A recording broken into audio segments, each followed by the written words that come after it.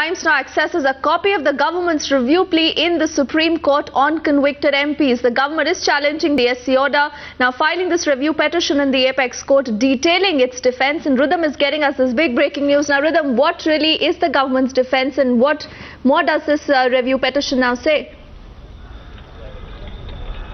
Deepti, firstly, the review petition has just been filed a few moments back. Times now accessing that copy of the review petition that's been filed by the government in this very controversial case. It was a landmark judgment that was given by the Supreme Court that said convicted MPs and MLAs can no longer continue to be sitting in the House of the Legislature. Remember, they had struck down Section 8(4) of the Representation of People's Act. This judgment now says that we do want a review of that judgment, and the reason they are giving is this matter should be referred to a constitution bench of 5 judges. In fact, they are saying it is it's a larger bench that should have heard the matter. In fact, this particular bench committed an error in going ahead and hearing the matter. Later, they've also said, Deepti, that it is for the Parliament to be deciding on any such thing. In fact, they said that if a person could also be disqualified for being chosen, if he is so disqualified by a law made by the Parliament, the competence of Parliament was limited to providing for a new disqualification and whether there's a failure to consider the import. Deepti, what we are really trying to ascertain here is these are the reasons that are being given by the government to give and go ahead and file a review on this judgment that had convicted, that had said that it could disqualify immediately from the House any sitting MP or MLA once there was a disqualification under the Representation of People's Act. This particular review that has just been filed very clearly says it is the Parliament that has to decide on it, to legislate on it. It is not the Supreme Court that should be deciding on it. It also goes ahead and says that it's a constitution bench that should be hearing a matter of the interpretation of the Constitution, excuse me, and not a 2-judge bench that had happened in this case.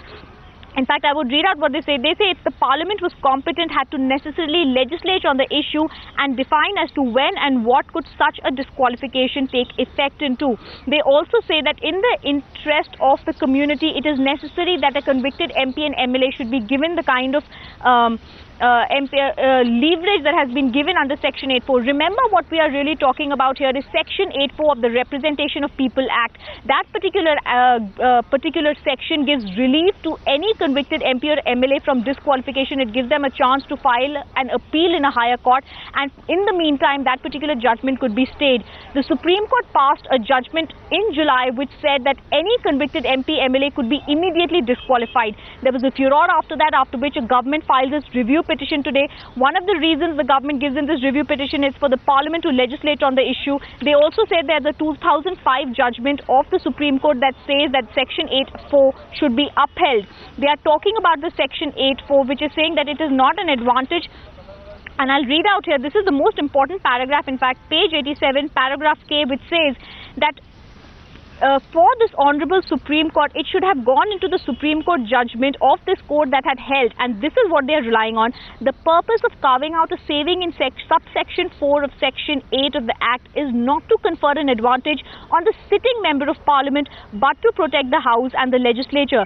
The reason they are saying this is if a person is immediately disqualified, that particular person will be disqualified, but it could also have a bearing on the minority government if it was there, and it could lead to a razor-edge thin minority government being able to not be able to effectively go on as the government. So they are basically saying that the functioning of the government is also being hampered here, and that is one of the reasons that the review has been filed. It is not only to protect their MP. In fact, at one place they also say that Section 8(4) of the Representation of the People's Act also gives a remedy without which an MP who's convicted could be left remediless. Extremely important, because not only is the government trying to protect itself by saying it is the Parliament that would be legislating, they're also saying the Supreme Court went overboard when they gave the judgment, but they're also very clearly saying that it is also the MP who would be convicted who would be left remediless if Section 8(4) was struck down as the Supreme Court judgment had done.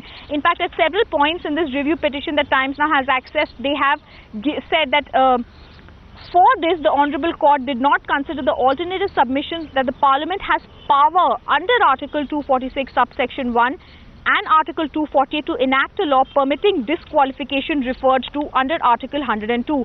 Finally, we come to the prayer that's been given here, and the prayer is review the Supreme Court judgment dated 10th July in the writ petition titled so and so, as well as in the other writ petition, and pass any orders as the Supreme Court may deem fit.